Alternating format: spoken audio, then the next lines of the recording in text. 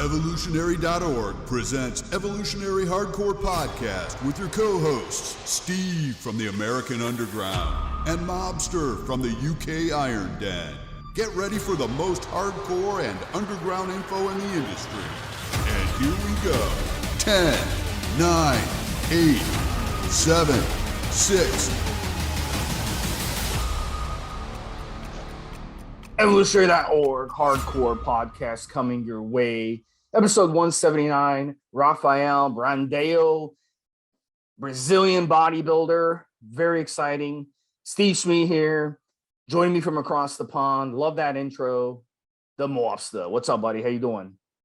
Oh, good. This is one I think is going to appeal to the South American and our Spanish language audience, as well as our usual listeners. And Rafael Brandao, Brazilian IFBB professional bodybuilder. He's rapidly moving up the ranks over the past couple of years. Right now, he's 28 years old, 5'11", 255 pounds in his contest shape. He's qualified to compete at the 2022 Mr. Olympia. So we're going to keep an eye on him. We expect some big things out of him if he could stay healthy. So we're going to talk about his life, his competitions, and we're going to talk about his steroid use. So it's going to be a really fun episode. So a bit about him. He was born in Garça, Brazil, June 24, 1993. The most popular sport for him growing up was called, was soccer, and they call it football over there. I'm sure that's what every young boy dreams of doing, is being a professional soccer player. And it is the most important sport in their country. They go absolutely crazy over it. The World Cup, it's a big deal if Brazil doesn't advance in the World Cup. They riot and they go crazy over soccer. But he also played volleyball and basketball. Those are also popular sports in Brazil. Very skinny kid growing up, ectomorph. He was getting annoyed with team sports and he fell in love with weight training, which was a solo thing. He wanted to stop being laughed at for being so tiny. And that's one of the things about weight training. No matter what you look like, whatever your height, your weight, your size, your genetics, anyone can weight train. And it's not something that you have to worry about being part of a team. So a lot of people gravitate to weight training for that reason. It's more of that type of style. So 14 years old, he started out weight training. He put on muscle very, very quickly. He trained for 4 years straight with no breaks. And then that made him decide, hey, I want to get into bodybuilding and get his training and diet on point. Anything you want to add, Mobster? I'm just thinking that he's 14's even earlier than me, and I'm quite early when I started at 15, so that's pretty cool. I think the thing that you said about the ectomorphic stuff is that bodybuilding, weightlifting, weight training, whatever it is, guys, because most of our listeners will be body conscious. It offers something for everybody. So, you and I both know, Steve, that there's a bunch of sports that can benefit from it, including, for example, funny enough, soccer and the other sports that he played. I think I was ecto-meso, more ecto than meso when I started out. Something that stuff came through afterwards. And when you look at him now, it's hard to imagine him as an ectomorph. But one of the few advantages I have, which will help with his bodybuilding career, is that the ecto guys tend to have smaller joints. So any muscle that you add to the smaller joint looks that much more impressive. But I'm quite impressed by the simple fact that he started young. That 14 years of age has given him a hell of a head start. And it's rare for me when we're doing this podcast to see someone that's actually started even before I did. So that's kind of cool. So his first competition was just at 20 years old. He had no outside help, no support from anyone. He just wanted to do it. He did not have to spend money on a coach. He did not have much money to do that. So some of the competitors he's going up against, they can afford great gyms, great diets, great facilities, great coaches to kind of help him. He had none of that. He only had the time he put into his training in the mirror to be his own judge, what he needed to improve on. So obviously he didn't do very well early on in his career because there's a lot to bodybuilding that meets the eye. You've got to have someone teach you how to do the poses. You got to have someone show you how to, what categories you should get in. You need someone to show you how to prep for a contest. There's so much that is required in it. So even the top professional bodybuilders in the world, Big Ramy, they have coaches for that reason. It's just like a professional football player, professional basketball player. They have coaches, because having a coach do the dirty work for you and worry about other things gives you the advantage. So then you can just focus on your training and you don't have to worry about all this other crap. I'll jump in here quick, Steve. Funny enough, this is kind of really weird in terms of Brazil or / South America.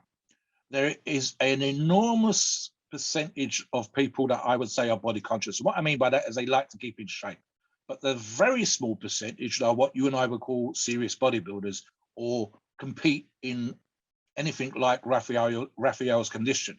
So what we've seen online, and we've seen a bunch of videos of this again, is you don't see American-style gyms in South America, Brazil, or anywhere else, Peru, whatever. It's kind of weird for that reason. So you will see quite often what looks like homemade equipment. There isn't any branded equipment in these videos and photographs, etc., that I've seen. Maybe that's what the person's focusing on when they're publishing this information. So there may be some in the big cities, but for the most part, it's homemade. It's been made by a welder. It's that kind of vibe, and very what we would call rough and ready over here. I like those kind of places. They can be kind of super hardcore, but what you're not turning out from there, or very rarely turning out from those kind of places, especially in South America, Brazil, is tip-top bodybuilders with great genetics and having bodybuilding coaches. What you do have is a lot of people that are getting ready for the beach, that are getting ready to look good. So for the booty, for the girls, the arms and tone for the guys. What you're not seeing, or you very rarely see, is professional or even a high-quality amateur bodybuilders featured. You take any of these videos, photographs, etc. we've seen of the beaches, the bodybuilder stands out. And yet, as I said, that other side, that percentage of people that are training to look good, keep their ass in condition to look great for the beach, is monumental, way over and above what it here is in the UK, and way over and above what it here is again in the States. We know that we know roughly the percentages. I think it's about 10% of what we would consider competitive. That is weightlifting, strongman, and bodybuilding. Of the percentage of people who go to the gym, I would argue that in Brazil it's less. It's probably like 1 or 2%. So for him to do as well as he's done, and coming from that background and being on the Mr. Olympia stage, is actually kind of extraordinary. It makes him over and above most people. You know that in the States and here in the UK, our facilities are quite good, and there are places that are tip top. The South America, Brazil does not have that, or if they do, it's a much smaller number. So to succeed against that kind of background is really, really good. Back to you. A couple of years later, 2016, he started to win smaller competitions. Started to get well known in his home country of Brazil. He got 8th place at the 2017 San Marino Pro that earned him a pro card. 2018, very strong year. Once he has his pro card, he's starting to move his way up pretty quickly. 6th at the New York Pro. It's one of the most competitive competitions. Yeah. 3rd at the California State Bodybuilding Competition, 5th at the Toronto Pro, which is also a big one, and then 4th at Muscle Mayhem. The next year in 2019, he got 7th at the Ohio Arnold Classic and 2nd at the Brazil Arnold. Also good. So the next couple of years, 2020 and 2021, he had some struggles and he had some very good things happen. I think looking back, though, I think he's been very frustrated. So the bad news is he wasn't able to compete at Mr. Olympia. He had a severe case of COVID-19. He was having major breathing problems. He ended up getting 3rd at the Europa Pro, 2nd at the EVLS Prague Pro, and won the Romania Pro. And that qualified him for the 2022 Mr. Olympia.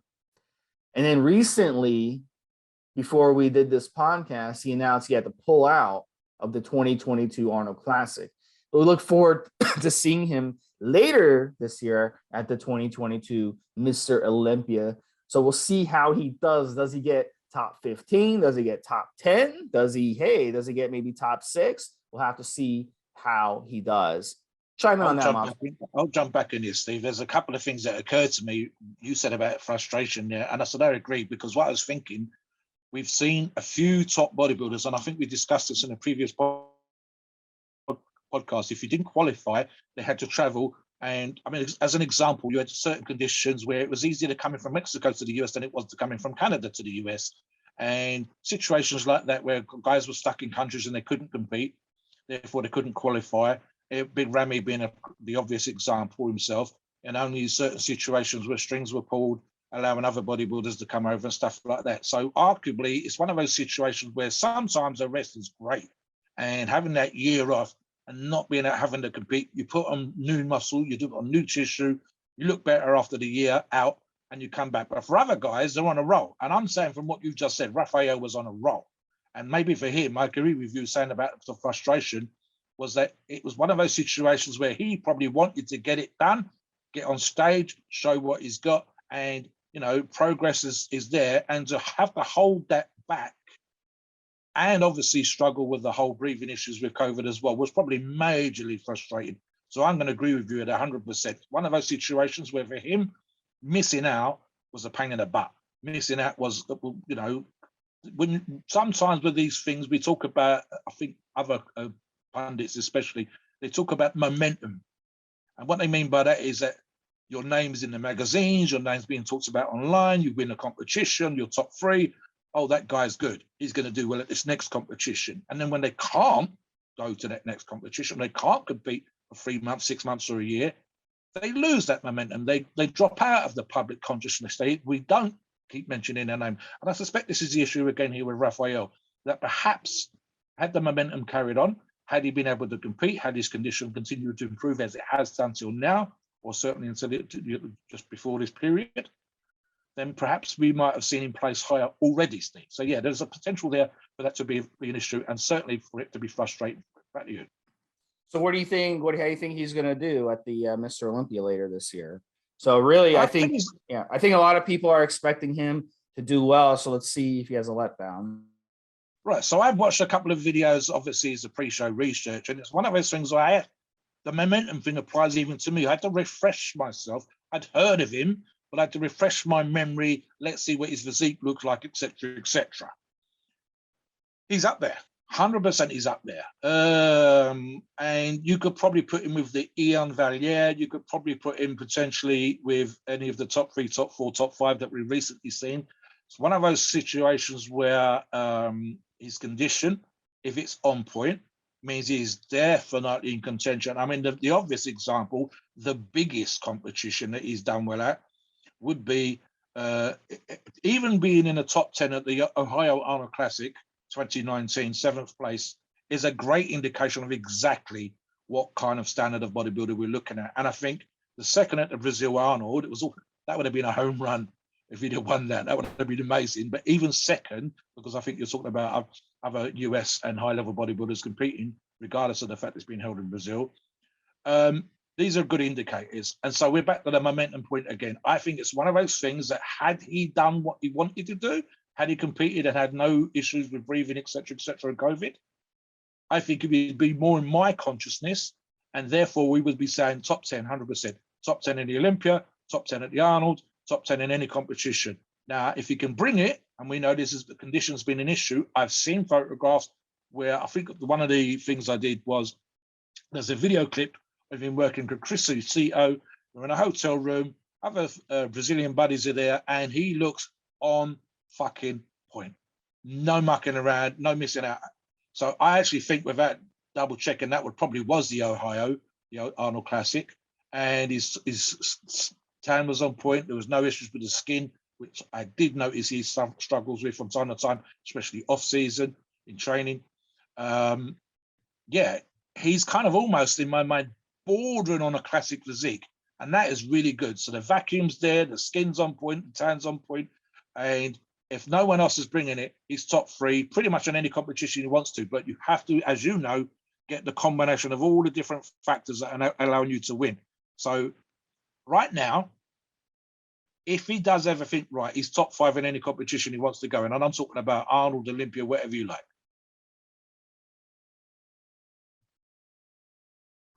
All right. So let's get into his training and diet. I'm going to do his diet, and then I'm curious to hear what Mobster has to say on his training. So one of the things about him, which I found interesting when it comes to diet, is he likes to cook.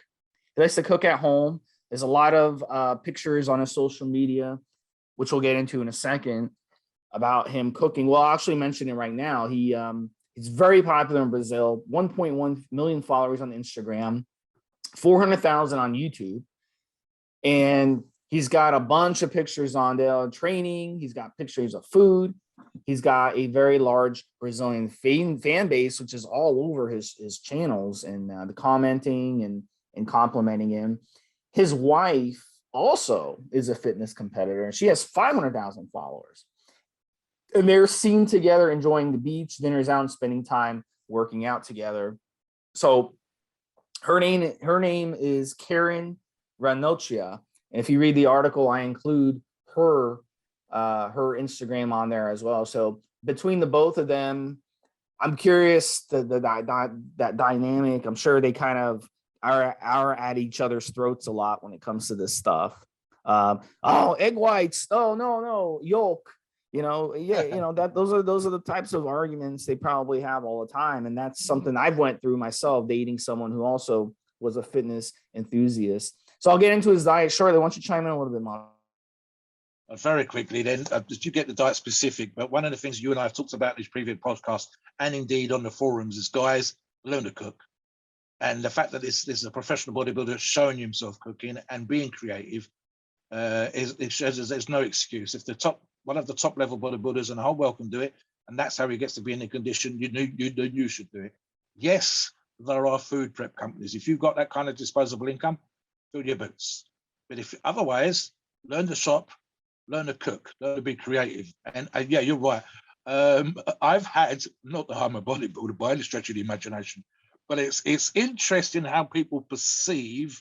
And I can see what you're saying about these arguments in the kitchen or whatever, especially if one is competing and the other one is not. I've had the perception where we had a cartoon character over here called Desperate Dan, and his stick was supposed to be that he would, as the crude thing is, you kill the cow, wipe its ass, and then put it in a pie. So women would think that I'd be having this absolutely massive, 10,000 calorie breakfast and, half a cow and a pie, this kind of meal sort of thing, Desperate Dan type character stuff. So it's amusing how people's perception of it. In reality, of course, as you know, Steve, I don't think that Rafael would do it differently. And I'm sure you're about to tell everybody it's going to be multiple healthy, not ridiculously huge meals, etc., through the day. So yeah, but tell the audience exactly what he does eat instead and the kind of cooking that you've seen. One of the interesting things about him is he is a carb guy. So we see this a lot with guys who are ectomorphs, and guys who are ectomorphs, they can eat a lot of carbs, even dirty carbs like pizza and bread and stuff like that, and get away with it. So in his situation, plus he's young, so he talks a lot about having a high metabolism, so he can eat a lot of carbs and get away with it. So basically the way it works when you're an ectomorph like this, really, really skinny, and you basically, early when he was 13 years old, the guy was like 120 pounds, 130 pounds. So he was a stick. So when you're really that skinny and you've got that fast metabolism and you're young and all that stuff, you can basically eat a bunch of carbs, and he gets 400 carbs, no problem. And then what happens is, ahead of your competition, you just cut back, and then you're able to trim up ahead of your competition. So it's kind of like that yin and yang.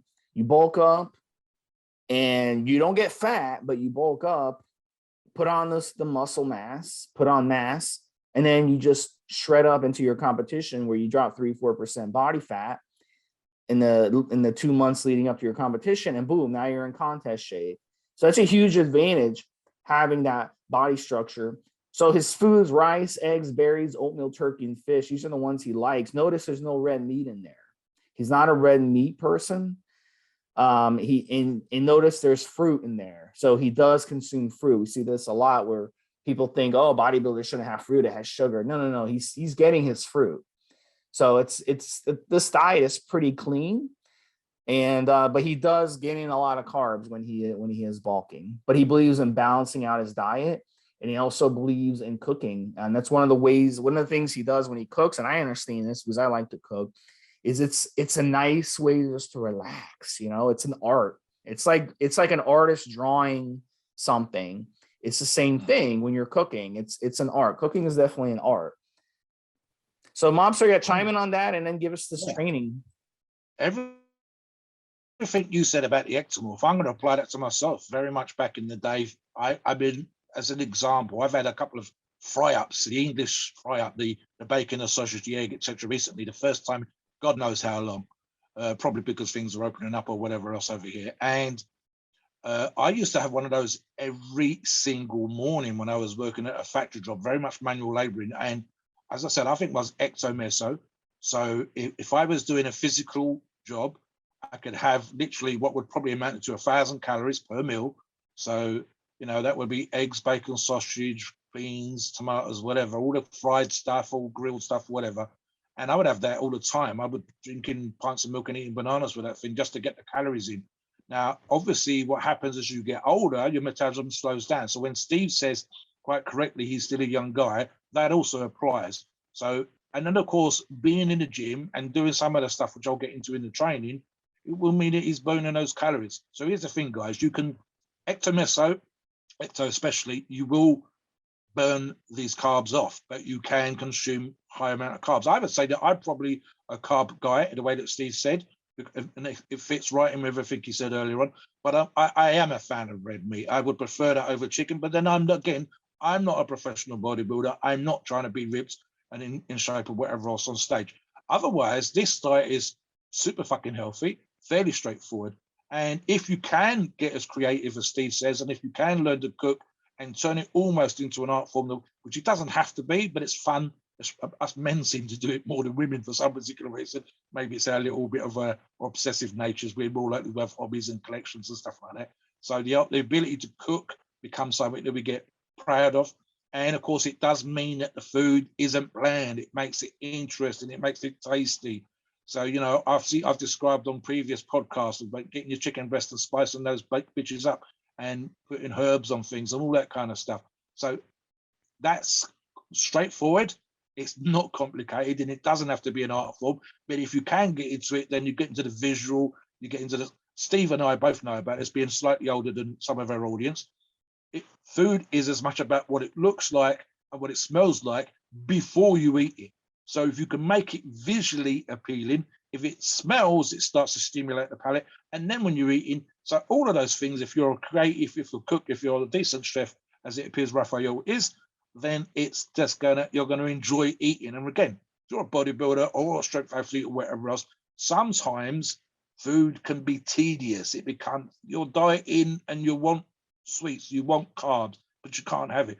As a strength athlete, there's a thing sometimes when, as ecto, especially coming from that background, to push, almost physically pushing the food into your mouth because it's such a drag, and force feeding yourself to try and gain weight.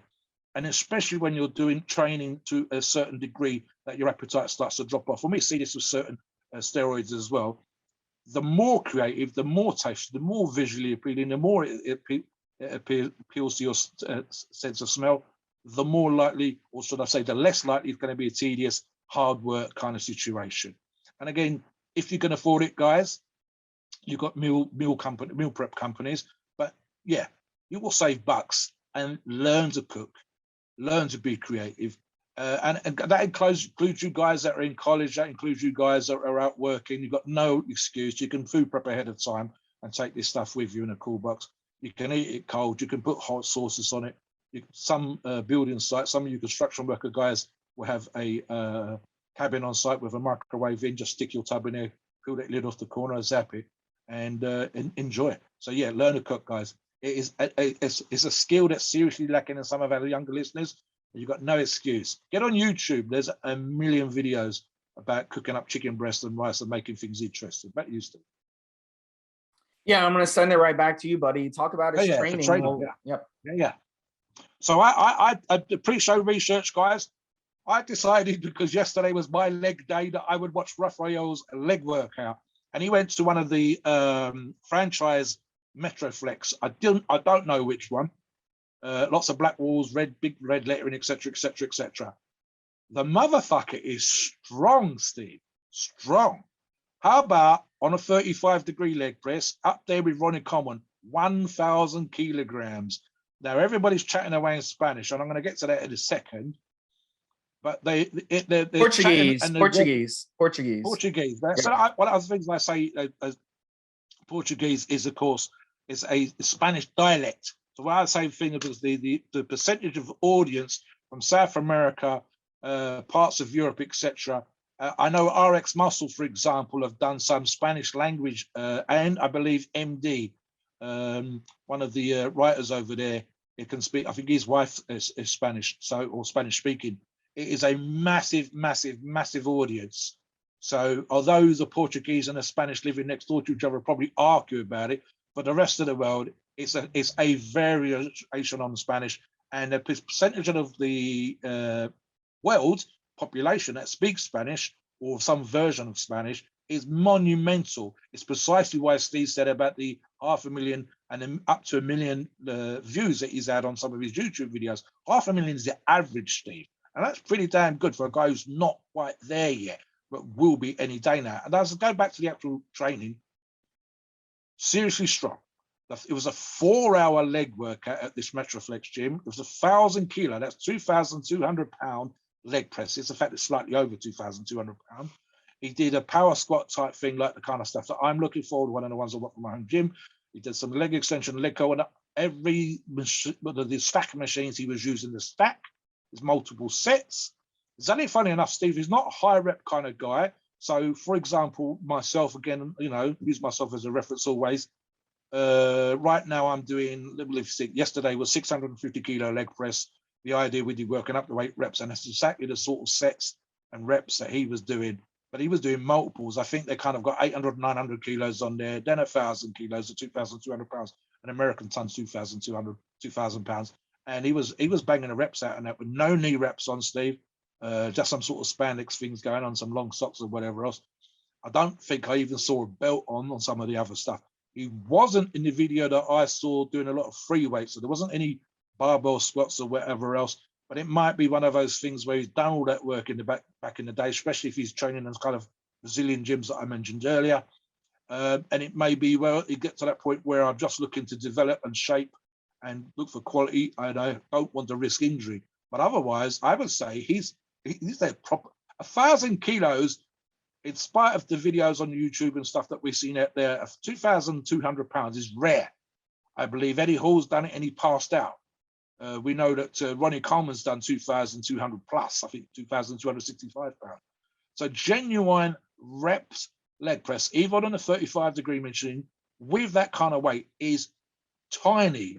There's honestly right now, off the top of my head, he's literally the 3rd person, maybe the 4th person I've seen online properly repping 1,000 kilograms, 2,200 pounds. That makes him, even on machines, fucking strong, Steve. That is really, really rare. So I've never seen that before. That's crazy. Yeah.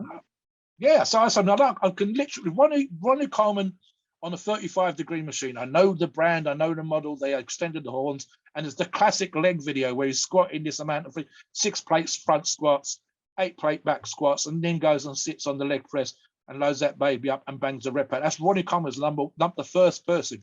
Eddie Hall, world's strongest man, I believe, 2018. He did a thing after he retired. He was doing certain challenges and whatever else. So he does one video, he does 900 kilo and then 1,000 kilo. And he racked it and stayed on the machine. And he says, I think I passed that for a few seconds. And these maybe a 45-degree machine.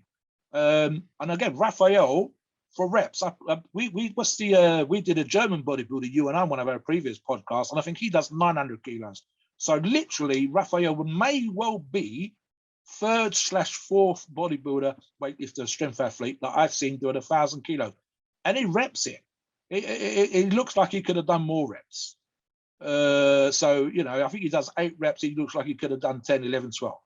And he's doing a bunch of other stuff. It's a long 4 hours working legs when you're using the whole stacks, leg curls, leg extension, squatting type machine, hack squat stuff. He hasn't not doing real big numbers on the hack squat, but then he's just done 2,000 something pounds on the leg press. And again, I mean, we're not talking ass the grass here, guys. He's not got his knees up past the ears, but he's using no knee wraps, no knee sleeves. He's just got spandex like leggings on. You can see how big his legs are. He's not obliterating himself. He's walking. He's tired for sure, but he's walking around in between the training. He's talking to the camera in Brazilian, and it's like, you know, he's not laughing his head off, but he's still having a good time. You can tell that he's okay with what he's just done. He's not puking. He's not coughing. He's not sort of destroyed himself. So in his comfort zone, Steve, basically, I mean, I'm going to go over there, maybe get him to do another 3 or 4 reps and push him real hard. But otherwise, I was suitably impressed, seriously. So for the rest of his training is anything like that, he's surprisingly strong, surprisingly capable. And guys, yeah, by all means, I can see why he's getting 500,000 views on a Spanish language, Brazilian language video. In fact, that's the only thing I thought was going to be negative, such as it is that, as I said, there's some American videos where they deliberately re-record the podcast or whatever they've done for their Spanish language, Muscular Different RX being the 2 examples. Here's where I'd like them to do a subtitled or a version where someone's speaking in English over the top so they get that audience. And I say this, A, because he's quite good in that he's capturing that Spanish language audience, but B, because where's the money? And the money, unfortunately, is in the US and in Europe. And so I would want to appeal to sponsors, and it's been my one criticism. And of course, just for my own personal preference, it'd be nice to hear what he's saying and being able to understand and whatever else. I mean, but that's just because I don't speak Spanish. If I spoke Spanish, I wouldn't be having this conversation. So it's just one of those things. But again, that's just the money. Follow the money. Where's the money? The money's in America. Where's the money? The money's in Europe. The money is not at the minute in South America, although it is creeping up. For example, as you said earlier on with the Brazilian Arnold Classic, those competitions are getting bigger. But I would go where the money is. And if the money is in an English language video for the American market, then that's where you go. So even if it's just getting a buddy to do a voiceover over the top to explain what's going on, and therefore appeal commercially to that section. But otherwise, guys, if you don't know Spanish, turn the sound down, put some music on, and watch the video. He's doing some serious weights and very impressive. So yeah, but easily. Yeah, and there's 212 million people in Brazil, 320 million in the United States. Wow, so there's a huge market. And then right next door in Argentina, there's actually 45 million to the southwest of Brazil. So there's some pretty big markets. I'm sorry, to the south of Brazil in Argentina, there's a 45 million. So they got a pretty big market. And and someone, between Portuguese and Spanish, remember Spain and Portugal are neighbors. And then what happened was when they were colonizing the Americas, the Portuguese and Spain made a deal where Portugal would colonize to the east of the line, and Spain would get to colonize to the west. So that's how Brazil ended up getting settled by the Portuguese, while the rest of South America, well, at least the most of the rest of South America was Spain settlements. And of course, you've got, some from Britain and stuff like that. So that's how, yeah.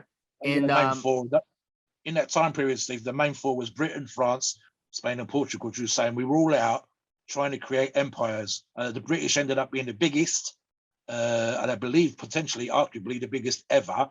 Although it's nothing like that now for obvious reasons. But yeah, we were fighting each other, and we were fighting for the gold, and we were fighting for land, left, right, and center. And you can see there's influences, guys. It's just straightforward history all over the world. So there are a bunch of places, English-speaking places, that are in South America.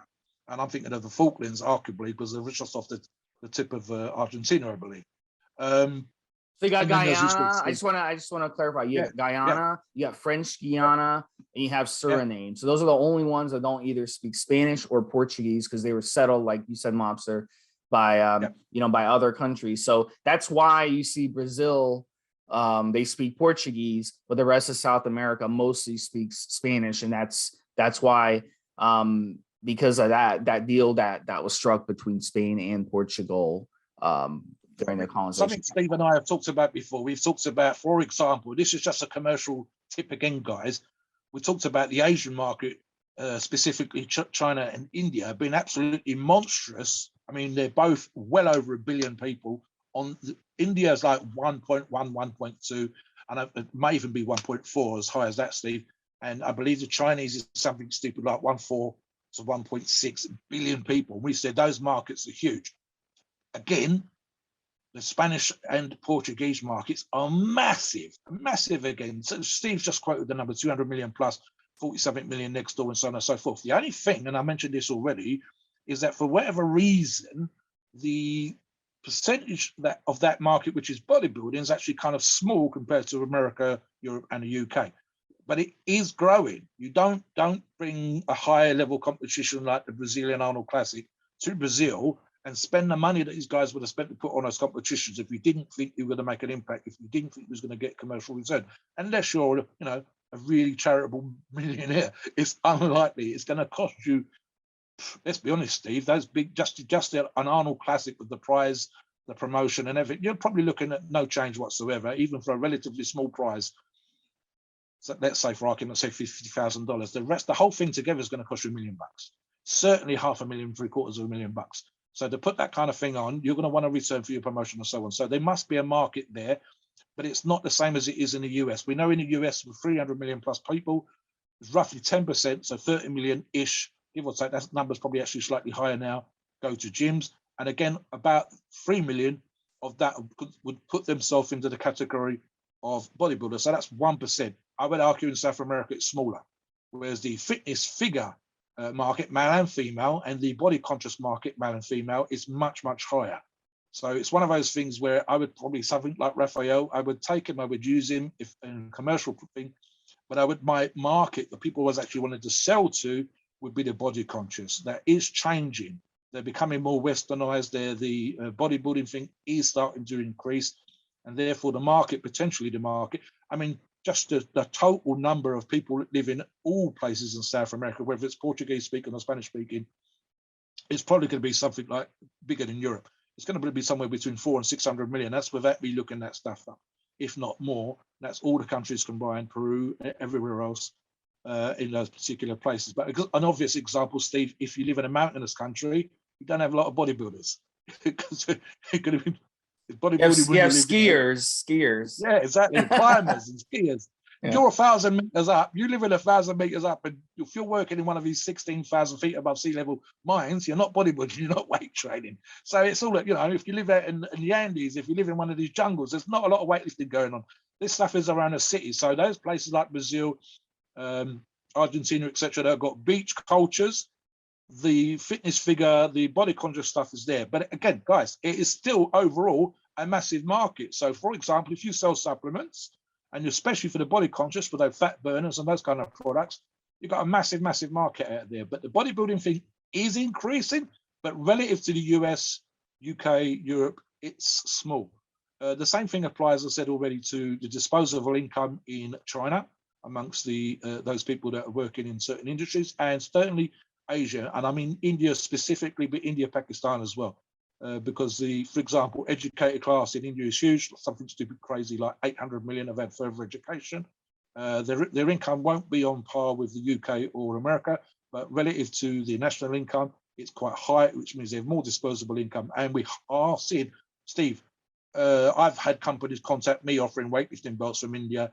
I know that there are bodybuilding products being sold, and I know, for example, both from China and India, I've seen companies online selling copies of the high-end Europe and American bodybuilding equipment. So there are markets in those countries. South America is starting to have that market. But for the body conscious, if you're into the fat burners, if you want, rubbing on lotions, vitamins, that kind of stuff, and anything that's going to make you look good on the beach, that's the market. So we'll see how that goes in the next future or two. Let's get into the PEDs as always, and what we think he's going to do in the future.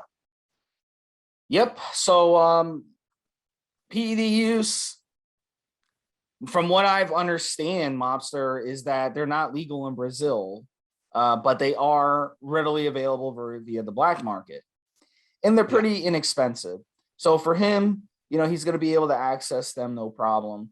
To compete at the level that he wants to be at, and the level he's at as a professional bodybuilder, going up against the top guys in the world, you know, we could take it like, and we could speculate what he may have used leading up to his win at the Romania Pro.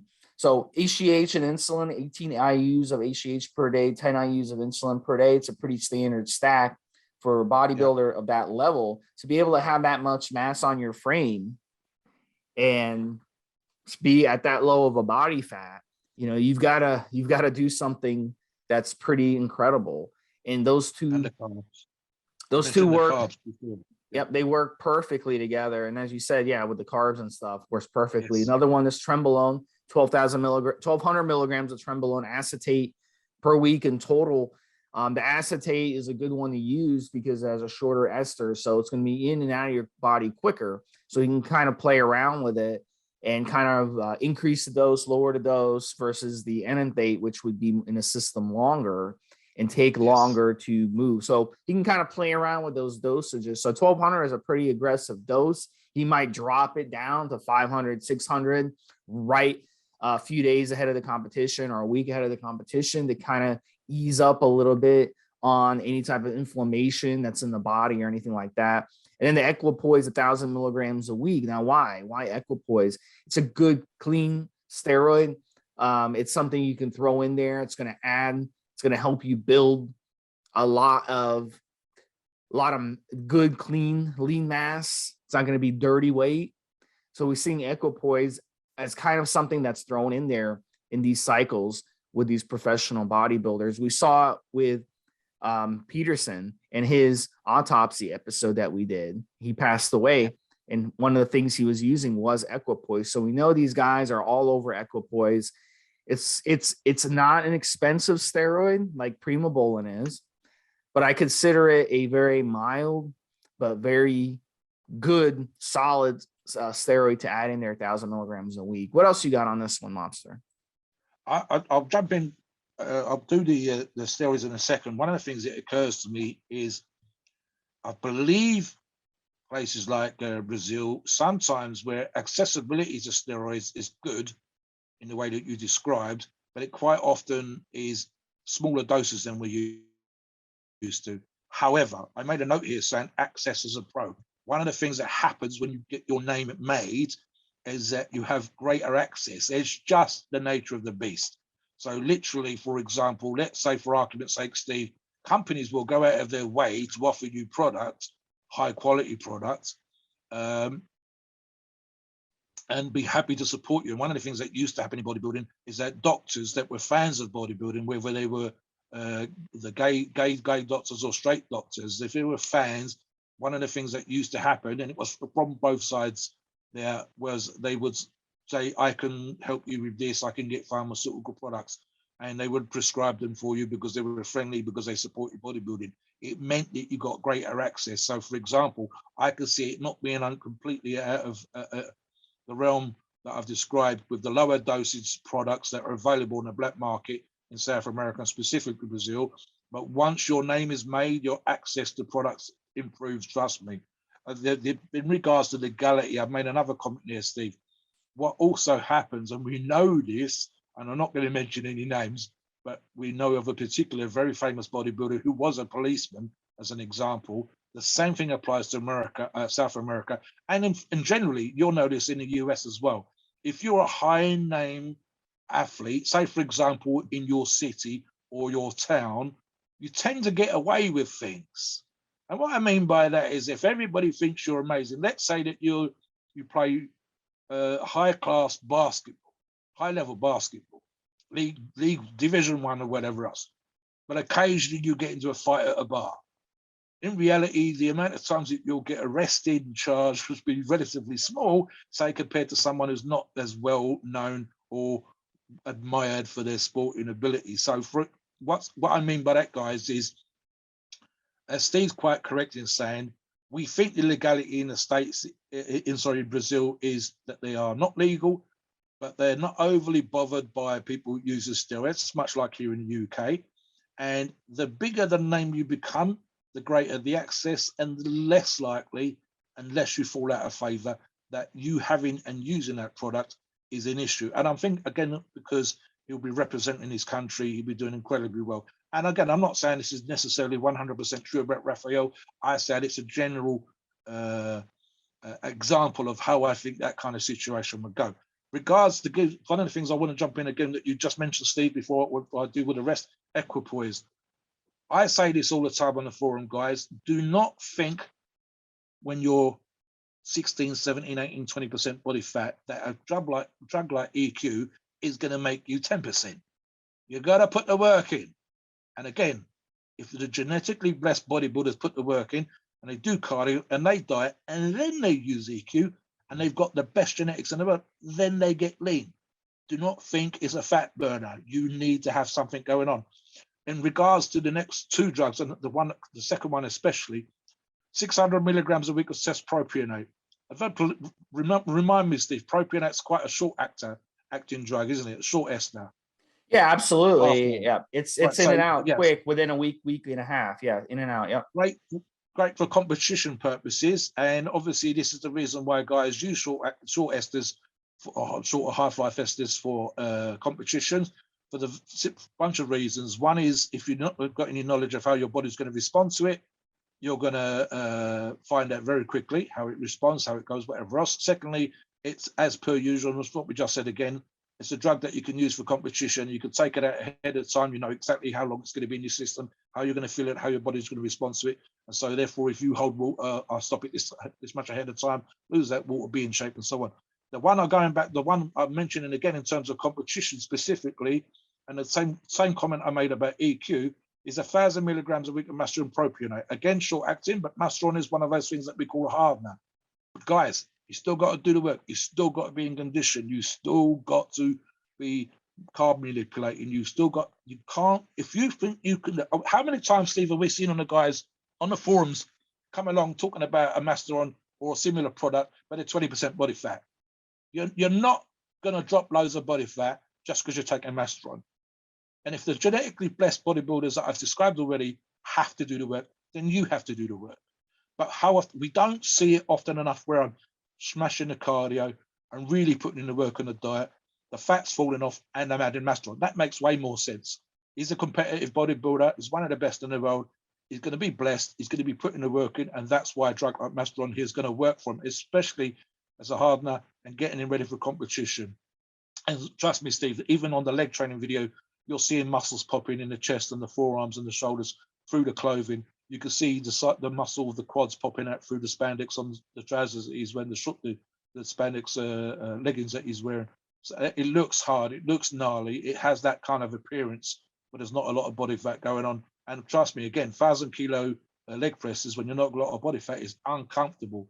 So the fact that he's able to do those kind of numbers lean is, again, super impressive.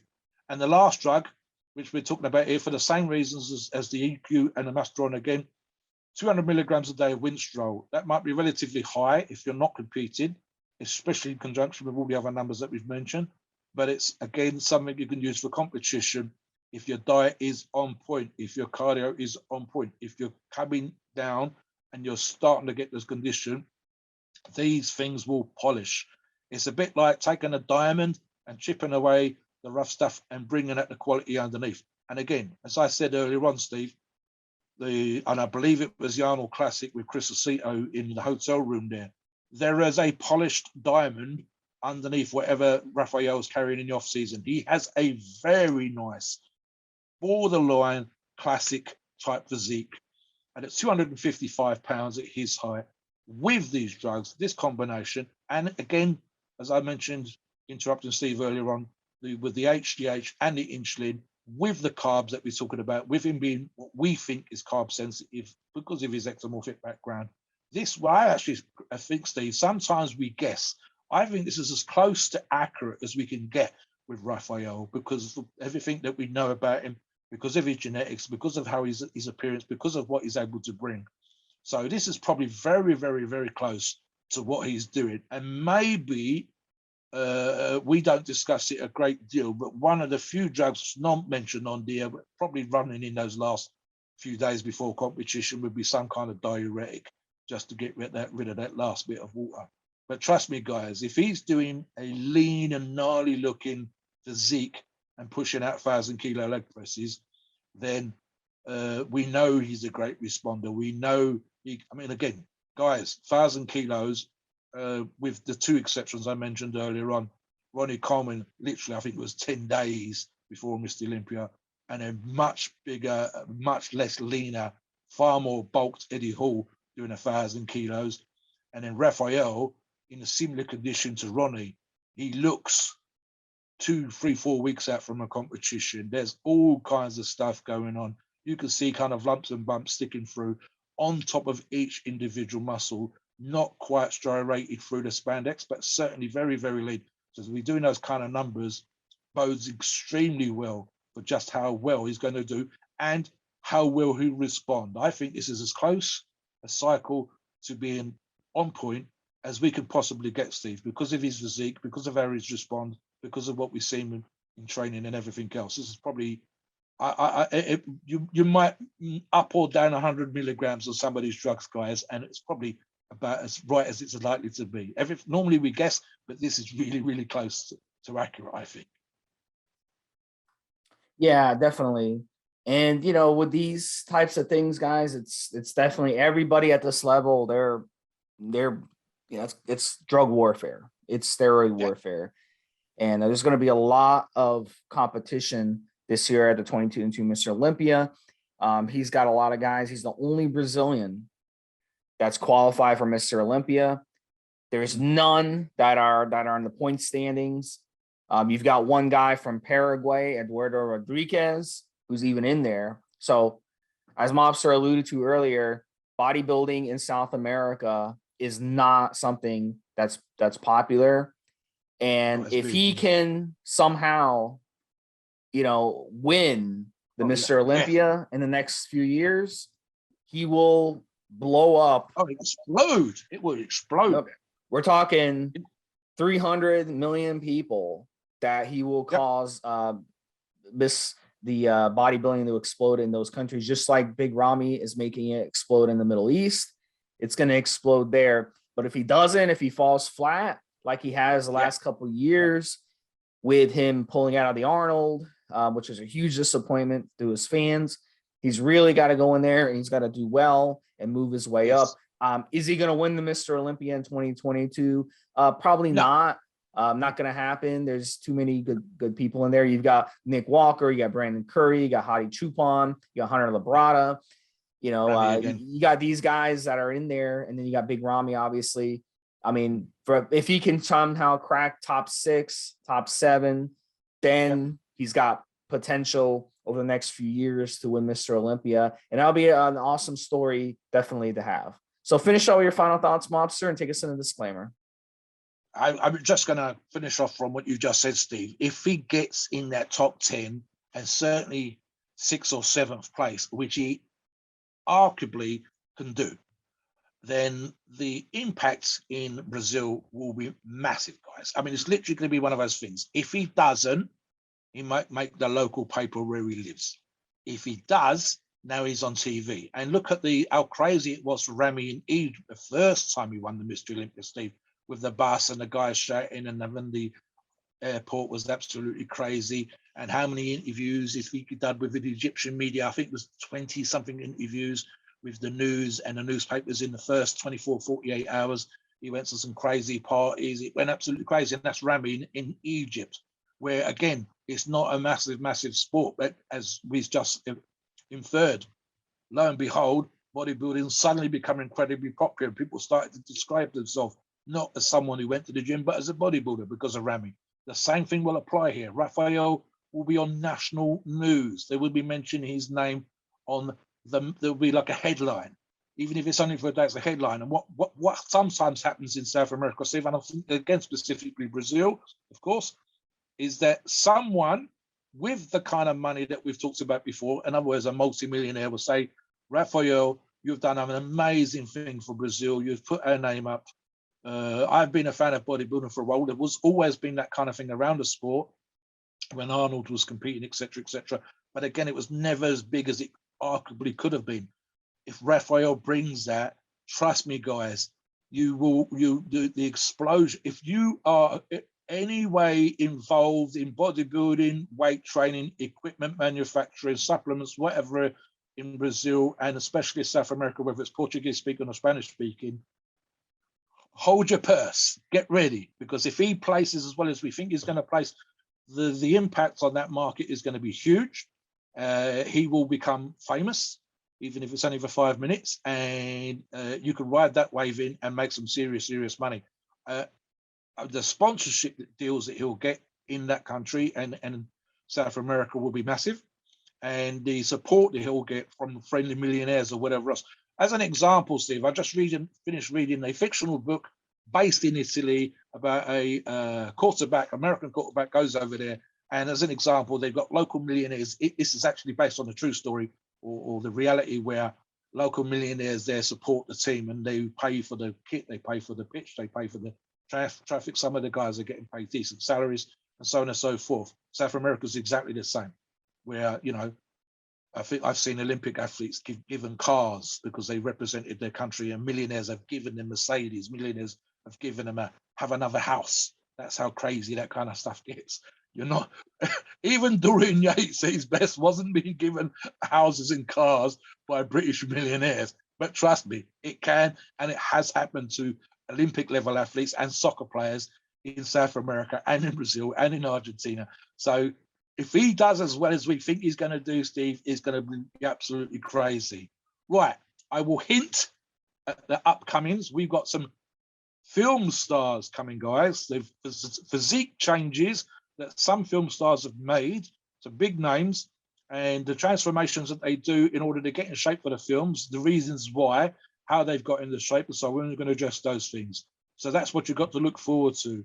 Batman and others. We will get into that in those upcoming podcasts. As always, please note we are not doctors, and the opinions we offer are ours and ours alone. It is our view, and it's based on experience and views on the topic. A podcast for informational purposes and entertainment only. The freedom of speech and the First Amendment applies.